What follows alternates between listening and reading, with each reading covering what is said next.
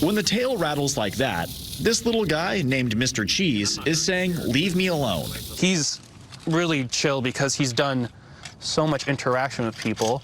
But even Jake Molieri, his owner and snake expert, would say it's best to keep your distance. They are an animal that are dangerous. If you get into an altercation, you're provoking them. They're never going to chase you or go after you. With Mr. Cheese's help, Jake's organization trains dogs and dog owners how to stay away from rattlesnakes in parks and hiking trails. A lot of our work is teaching these dogs, hey, if you see a rattlesnake, if you smell a rattlesnake, or if you hear a rattlesnake, stop, leave it alone. He says his clients sometimes include police dogs and service dogs.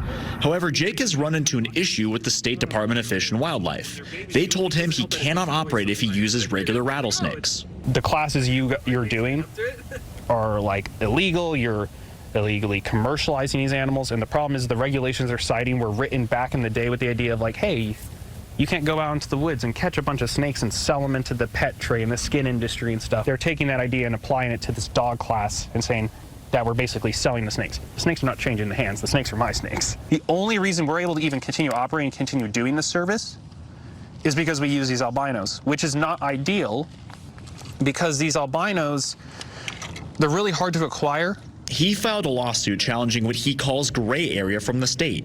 He claims since he isn't selling snakes, he should be allowed to continue.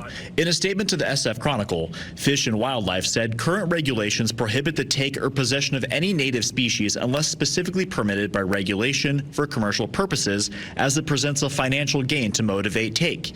That commercial motivation can have negative impacts on native populations. The lawsuit is still going through the court system. He hopes he can once again use traditional rattlesnakes for training. I want to see more snakes being alive, less dogs getting bit, and everyone having an understanding that nobody wants to get into an altercation with each other. But the state's making it really hard. His goal is to have the regulations changed.